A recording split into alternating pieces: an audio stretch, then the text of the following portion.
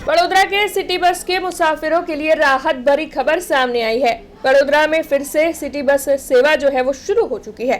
दरअसल विनायक लॉजिस्टिक की ओर से करार को एक्सटेंशन न मिलने पर सिटी बस सेवा को बंद कर दिया गया था, लेकिन इस मामले की जानकारी प्रशासन को मिलते ही उनकी ओर से 3 माह के लिए विनायक लॉजिस्टिक के करार को एक्सटेंशन दे दिया गया है और तब सुबह 11 बजे से वडोदरा की सिटी बस सेवा फिर से मुसाफिरों के लिए शुरू हो गई है। वैसे आपको बता दें कि इस वक्त वडोदरा महानगर पालिका की मध्यस्थी के बाद करार को 3 माह के लिए और ज्यादा एक्सटेंशन दे दिया गया है। तब आपको बता दें कि प्रशासन और कंपनी के बीच कम्युनिकेशन गैप हुआ था, जिसकी वजह से ऐसी दुविधा का सामना मुसाफिरों को करना पड़ा है। ऐसी जानकारी फिलहाल सामने आई है। तो प्रशासन की ओर से भविष्य में इस तरीके की कोई भी गैर समझ या फिर कम्युनिकेशन गैप ना हो, उसका ध्यान रखा जाएगा, ऐसा भी आश्वासन दिया गया है। अब इस बारे में ज्यादा जानकारी deputy municipal commissioner Rituraj Desai की ओर से दी गई है, लेकिन फिलहाल तो वडोदरा में सिटी बस सेवा फिर से शुरू हो गई है। વિનાયક જે ટ્રાન્સપોર્ટ સર્વિસ જે વિટકોસની બસ ચલાવે છે એનો કરાર રિન્યૂ થઈ ગયો છે। 3 મહિના માટે એને એક્સટેન્શન પણ આપ્યું છે અને હાલમાં એની સેવાઓ શરૂ થઈ ગઈ છે, એટલે હાલમાં એવો કોઈ પ્રશ્ન નથી।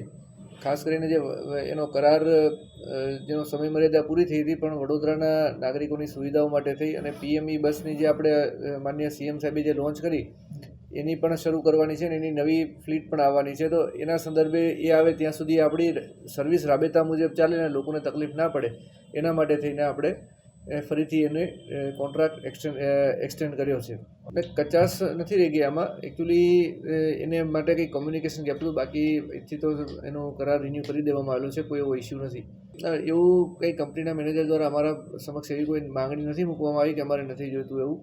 અમે એને એક્સટેન્શન આપ્યું છે અને એને સ્વીકારી લીધું છે અને હાલમાં બસની સર્વિસ શરૂ કરી છે, એટલે હાલમાં એવો કોઈ ઇસ્યુ જણાતો નથી કે એને નહીં જોઈતું હોય એવું।